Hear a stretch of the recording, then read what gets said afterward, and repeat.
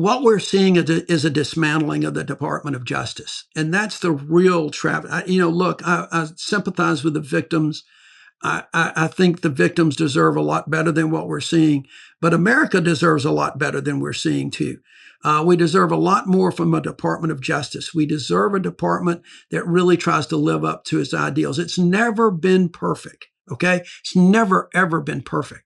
But what we're seeing now is an absolute travesty, and it's going to take a long time to rebuild because we're losing confidence in the courts and we're losing confidence in the institution of the Department of Justice, which I think in the long term does not serve this country well.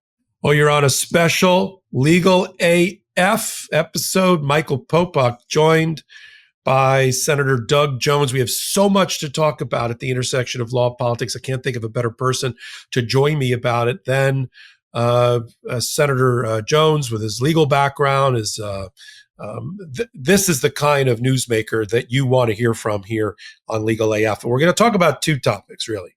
We're going to talk in the first hot take, we're going to talk about everything around and update you on the Epstein, Maxwell immunity, pardon, being even considered for a convicted sex trafficker, and Donald Trump trying to save his own ass through all of this, and how that's working so far with the American people. I would suggest not well.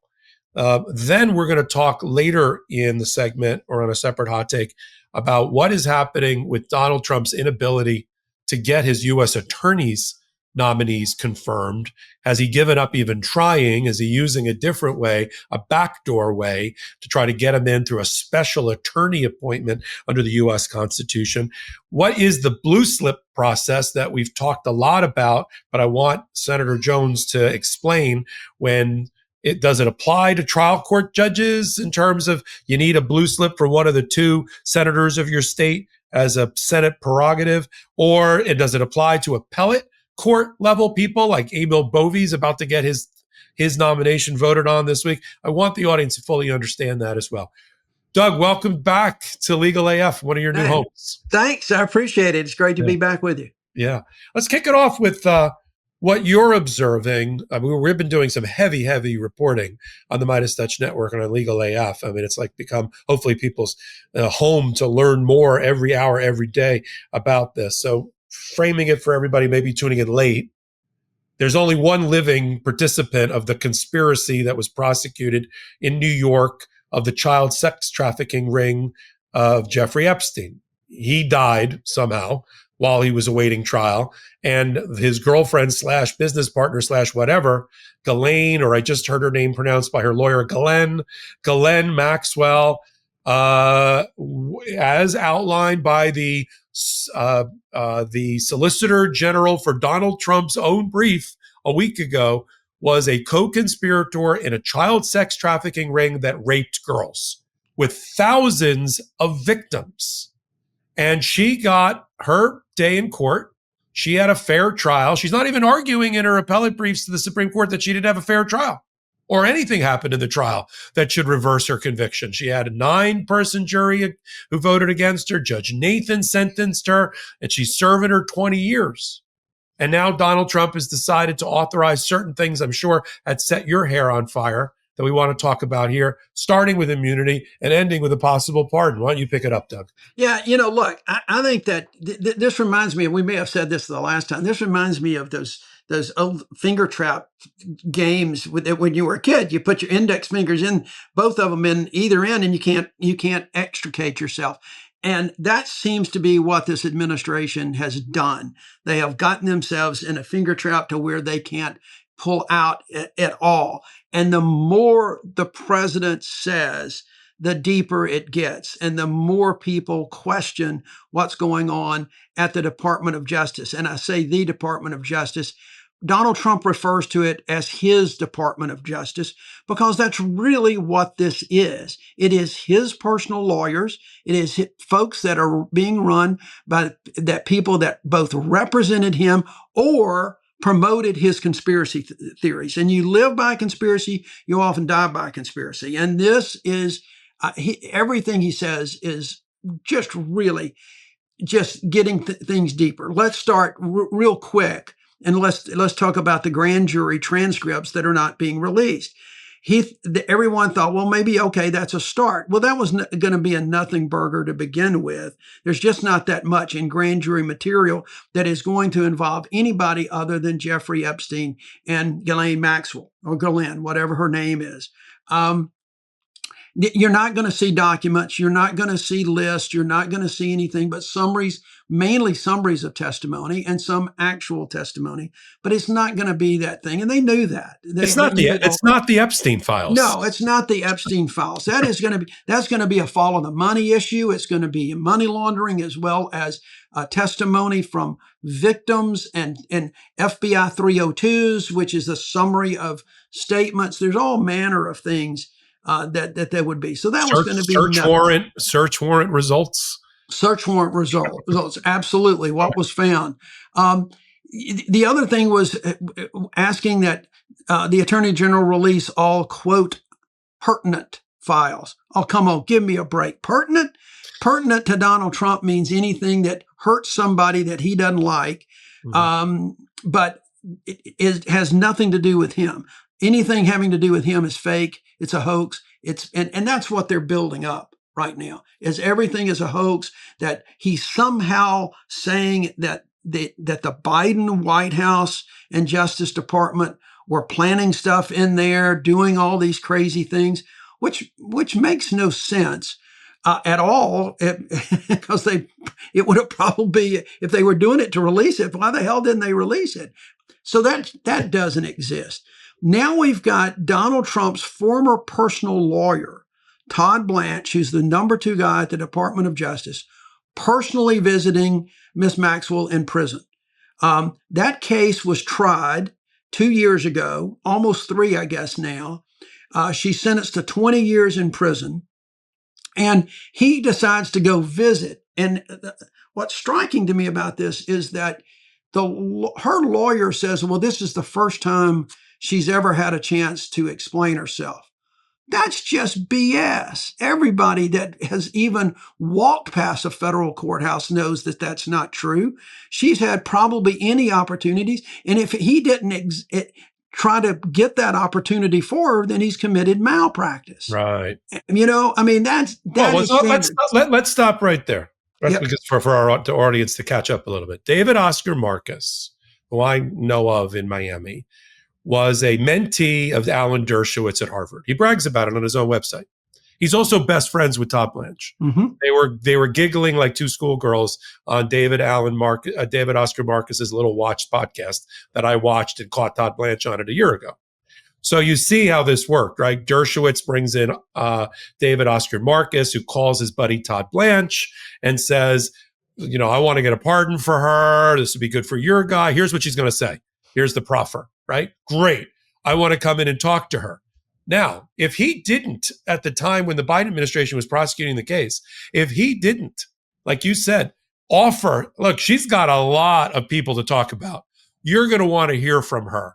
And it would go into a reduction in her sentence, or maybe you don't even go after her, you go after others. If he didn't do that for her, it's not because the government said we're not interested. It's because he didn't offer it, which would be malpractice, right? Well, that's exactly right. And let's go back even a little further to the Jeffrey Epstein indictment, which occurred in 2019. And if y'all remember your history correctly, Donald Trump was president of the United States in 2019. He had the Justice Department and Bill Barr at that time. That's when that investigation was going on. He had every opportunity at that point to also talk to her as a potential witness, offer her some kind of immunity and some kind of deal, whatever they wanted to do in order to get her to testify. Apparently that never happened. Or if it did, it was rebuked at that point. Right. And so now she goes to trial. And remember, when you hear a defense lawyer say she's never had the opportunity to tell her story, this is someone who could have gotten on the witness stand and swore under oath. I had this conversation, by the way. I had this exact conversation one time with Tommy Blanton, who we convicted for bombing the 16th Street Baptist Church.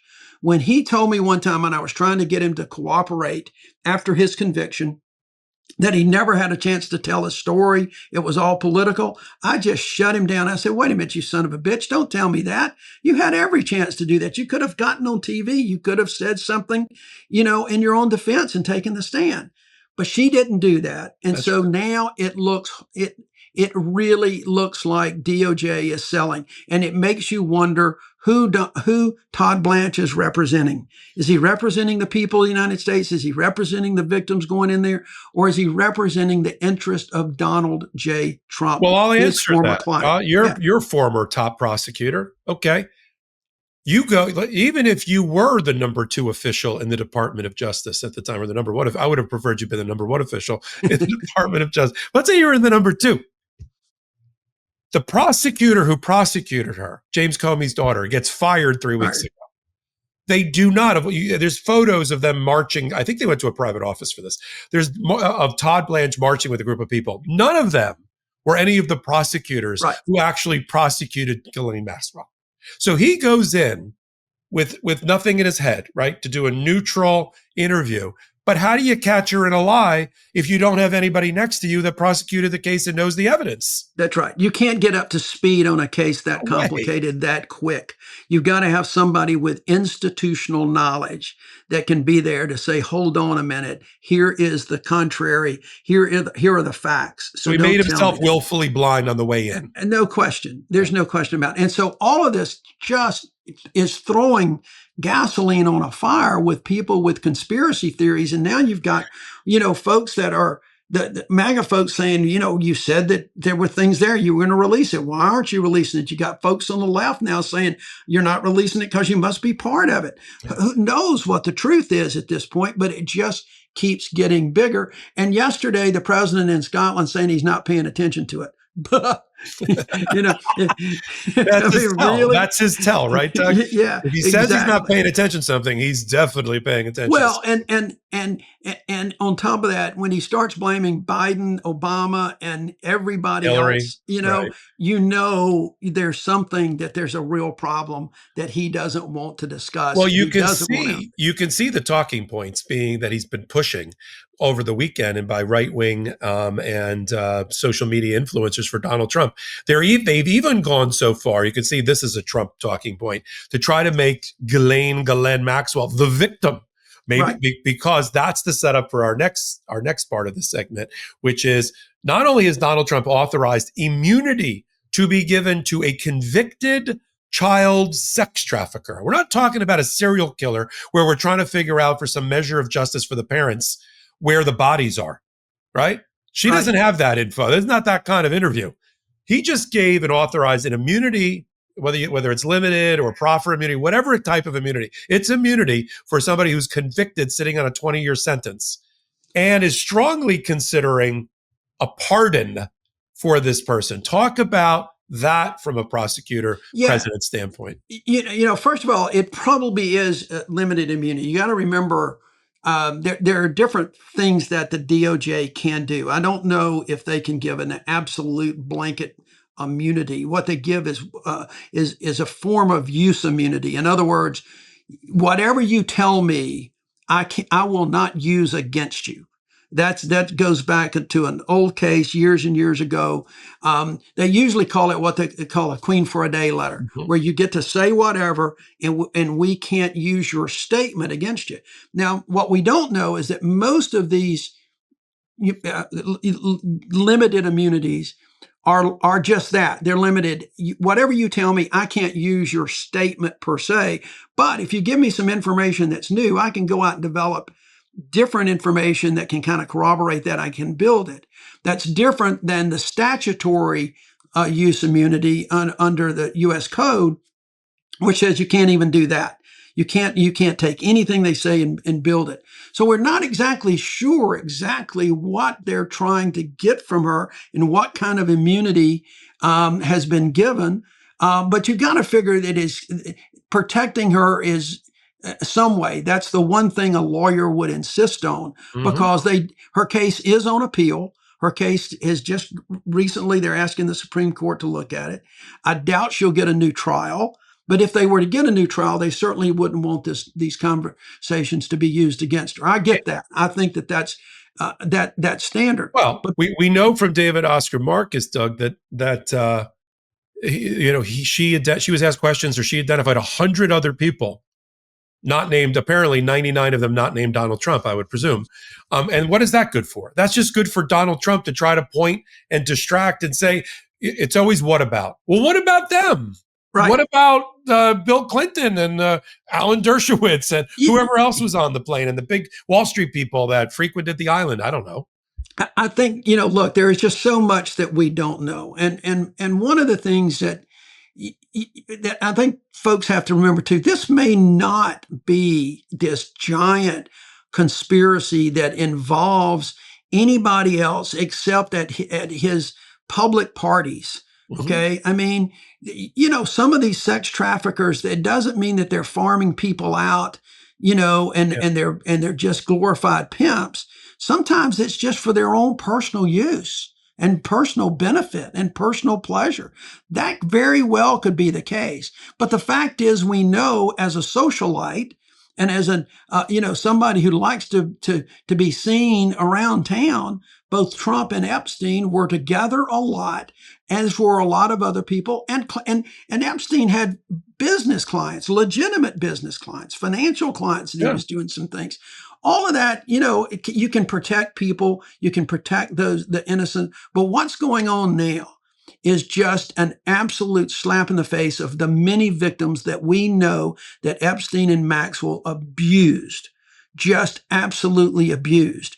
And there is no consideration, in my view, being given to the victims at this point. They're only giving lip service to, quote, redacting names or doing whatever, but everything that's being talked about. And I think that they're setting something up. I worry that they're setting something up. It's just not a coincidence to me that Blanche meets with her and her lawyer, and then the next thing we know, we've got this Supreme Court petition saying that the plea agreement, or that Epstein entered into 20-something years ago, should apply to her, even though she never got charged, never entered into that agreement. They're saying that one U.S. attorney in Miami can bind the entire country. That is not my experience. I don't think it should hold up in the Supreme Court. You never know what they'll do.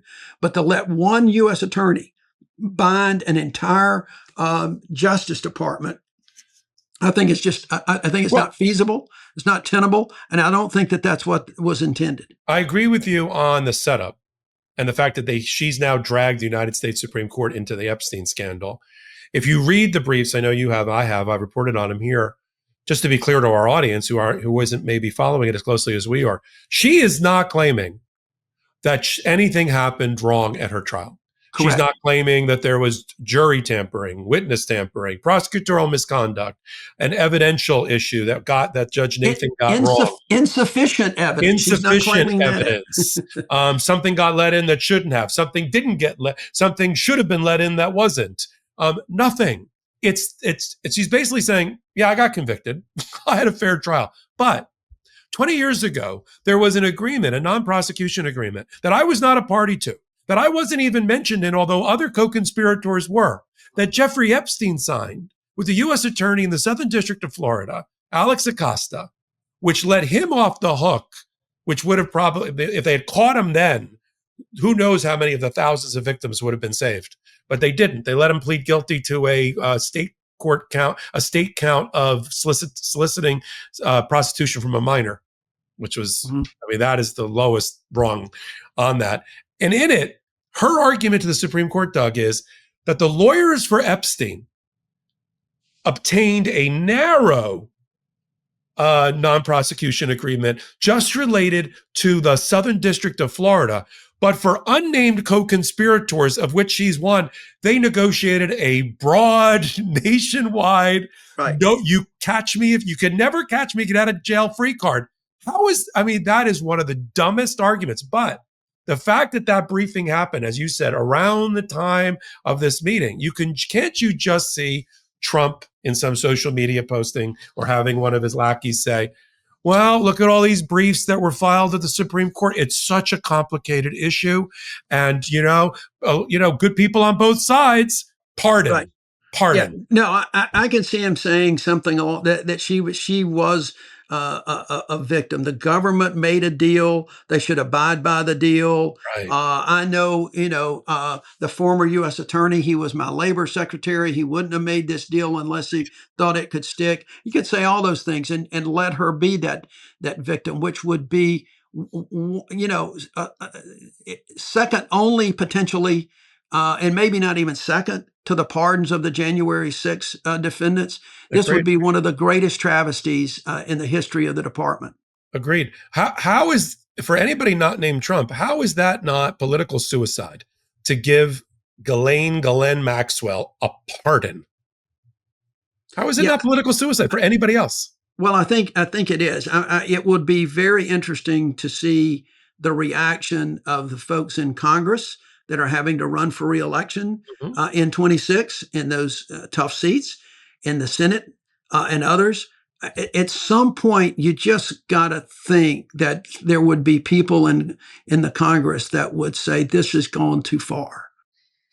Senator Doug Jones joining Legal AF for his views and his briefings about the Epstein-Maxwell scandal and how it may back up politically and should back up politically on both the Department of Justice and Donald Trump.